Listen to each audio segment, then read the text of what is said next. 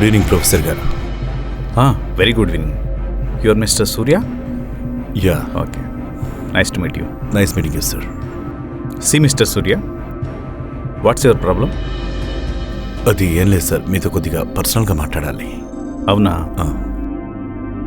చెప్పండి sir, what's your problem?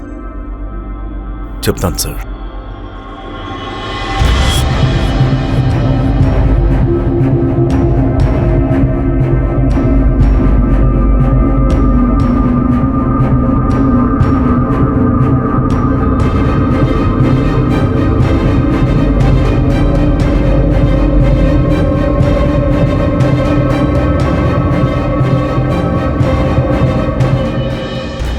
అలా జరిగింది ప్రొఫెసర్.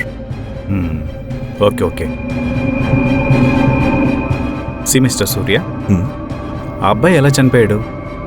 సూసైడ్ చేసుకున్నాడు సార్. అవునా? ఎన్నిసార్లు ఆ అబ్బాయి ఆత్మ కనిపించింది మీకు?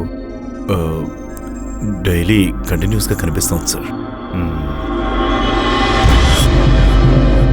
మీ మేనగోడలు మైండ్ సెట్ ఎలా ఉంటుంది? తను చాలా కామ్ గోయింగ్ సార్. చాలా మంచి పిల్ల కూడా. తను సూసైడ్ ఎందుకు చేసుకోవాల్సి వచ్చింది? అది ఏం లేదు సార్. ఒకరోజు నేను ఆ అబ్బాయిని మందలించాను. ప్రేమ పెళ్ళి ఇవన్నీ తర్వాత ముందు బుద్ధిగా చదువుకుని ఉద్యోగం సంపాదించు, ఆ తర్వాత మీ పెళ్ళి నేనే చేస్తానని చెప్పాను. కానీ ఎందుకో భయపడ్డాడు ఆ పిల్లాడు. రైల్వే ట్రాక్ మీద సూసైడ్ చేసుకుని చనిపోయాడు. సరే సరే సూర్య, ఒక విషయం. ఒకసారి నేను మీ ఇంటికి రావాలి. వస్తే ఆ సరౌండింగ్స్ని బట్టి రాతోడు ఆత్మ అక్కడ ఉందా లేదా చెప్పగలుగుతాను. పైగా ఇంకొక విషయం ఏంటంటే, రాతోడు ఆత్మ మీకు మాత్రమే కనపడి మాల్ని కనిపించినట్లు తన బిహేవియర్లో ఏం తేడా లేదంటున్నారు కదా.